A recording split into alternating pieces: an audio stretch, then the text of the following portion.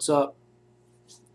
Coach Crouch, Europe. Physical geography, last one, I promise. And last one over physical geography, but there'll be a quiz.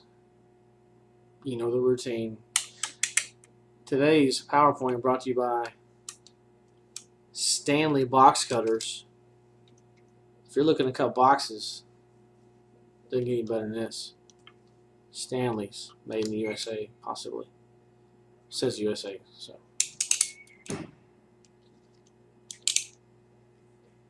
It's good. Europe, up next. Hello, here's Europe. Beautiful picture here of the landscape and scenery of our European brethren. The geographic characteristics of Europe. We're talking physical geography still, okay? It's on the western edge of Eurasia. Remember, Eurasia is a combination of Europe and Asia together, one large, massive piece of land. The Ural Mountains divide the Asia continent from the Europe continent, the European continent. Europe's on the western edge of that Eurasia.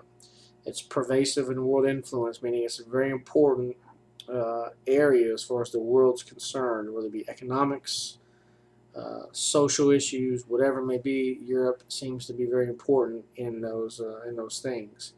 It's highly industrialized, numerous nation states, a very urbanized population. A lot of folks live in the cities. It has this high standard of living in the more developed countries. There are differences in the East versus the West, economics, things like that, politics.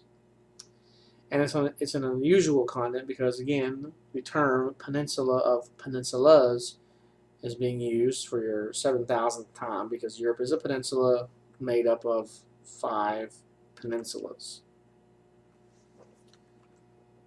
The importance of location. Europe being a very important part of on the world scene. It's centrally located with the capability of contacting the rest of the world. You can go either direction and get to many places from Europe.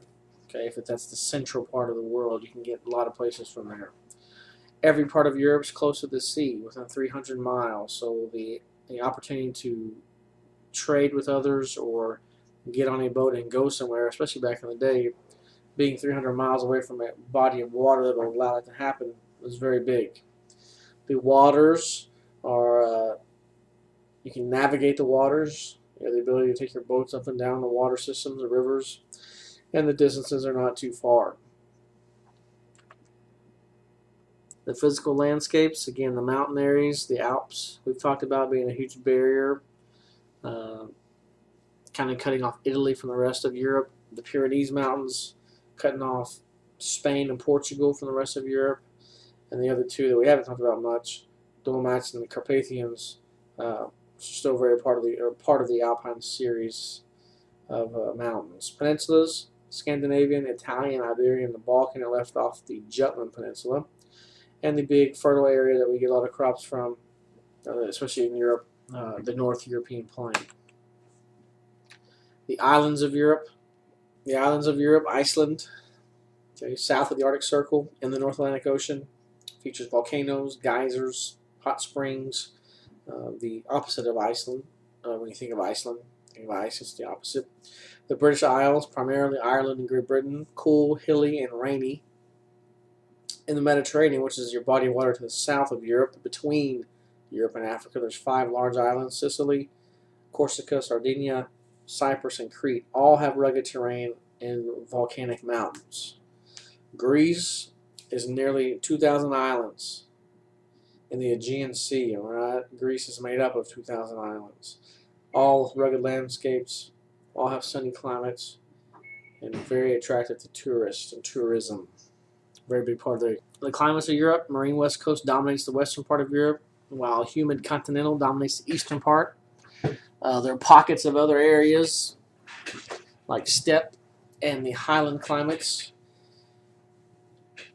And then these dry summers of the Mediterranean climate found along the Mediterranean coastline, mostly due to the Sarasso winds coming off of North Africa. We talked about the North Atlantic drift current coming on the western side of Europe, the winds blowing off that, keeping that coastline up there kind of mild.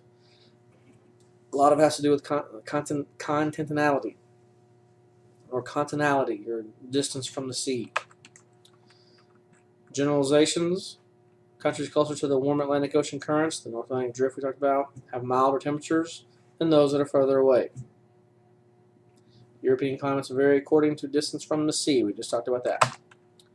Biomes and land use. Most of Europe is a temperate mixed forest. A lot of times they clear that area for farming. Areas of Scandinavia are coniferous trees, while the coastline of the Mediterranean has scrubby vegetation known as chaparral. They use the land for various things: mixed farming, dairy farming, things like that. In the Mediterranean area, the wine industry and olive oil production are very big. Very, very big there. And that's a huge part of their economy. So that's a quick 6-minute video right there on the rest of other parts of Europe. Hope you dig it. Remember, Box Cutters by Stanley. If you need to cut boxes, that's where it's at. Bye.